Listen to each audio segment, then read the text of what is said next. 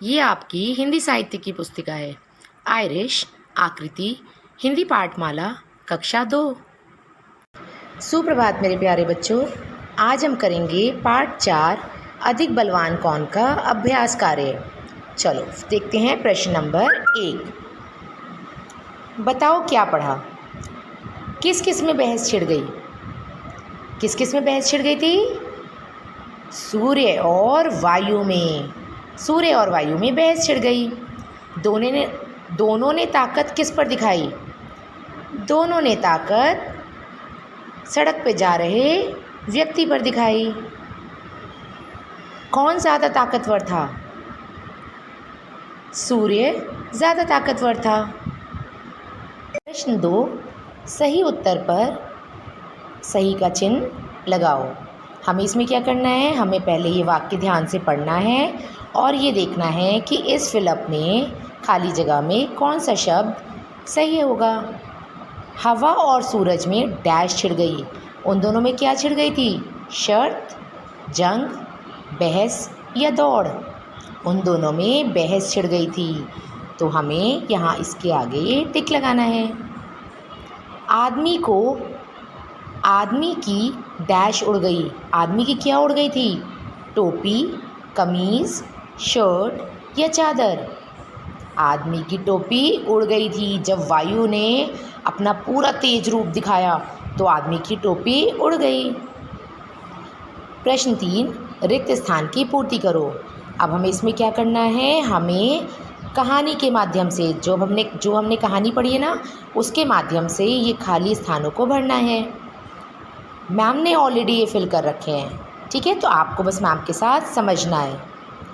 हवा की नज़र एक डैश पर पड़ी। किस पर पड़ी थी हवा की नज़र? एक आदमी पर पड़ी जो सड़क पर चल रहा था। दिखाओ अपनी डैश। ये किसने कहा था? सूर्य ने कहा था वायु से, दिखाओ अपनी ताकत। डैश और ज़ोर से चलने लगी। कौन और ज़ोर से चलने लगी? हवा।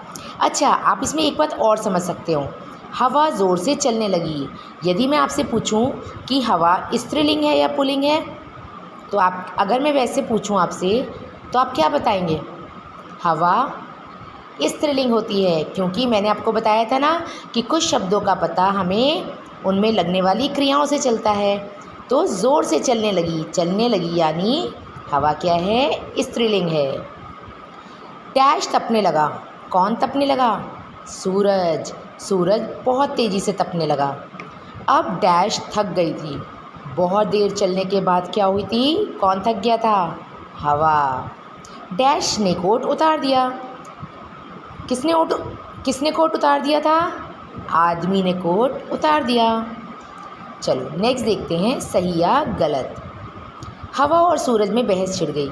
हमें इसमें क्या नेक्स्ट देखते हैं, सही या गलत। हमें स्टेटमेंट्स को, इन वाक्यों को ध्यानपूर्वक पढ़ना है और ये ज्ञात करना है, ये जानना है कि क्या ये सही है या ये गलत हैं। हवा और सूरज में बहस छिड़ गई। ये तो सही बात है, क्योंकि उन दोनों में बहस छिड़ गई थी। आप यहाँ लिखेंगे सही। आदमी का कोट उड़ गया।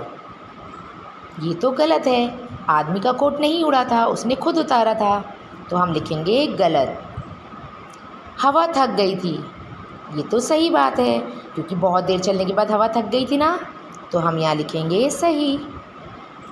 हवा जीत गई। ये तो गलत है, क्योंकि हवा तो नहीं जीती थी, सूर्य जीता था, तो हम लिखेंगे गलत। आदमी ने कोट नहीं उतारा। बिल्कुल सही बात है। वायु के चलने पे आदमी ने कोट नहीं उतारा था। गलत। आदमी ने कोट नहीं उतारा। ये तो गलत स्टेटमेंट है, क्योंकि जब सूर्य की गर्मी बढ़ी तो आदमी ने कोट उतार दिया था, तो हम लिखेंगे गलत। हवा ने सूरज को नमस्कार किया। हवा ने किसको नमस्कार किया? सूरज को। ये बिल्कुल सही स्टेटमेंट है, सही वाक्य है, तो हम लिखेंगे सही। समझ में आया है ना आप सबको अच्छे से? तो यदि आपने कहानी बहुत ध्यान से पढ़ी होगी ना, फटाफट आंसर पता चल जाएंगे।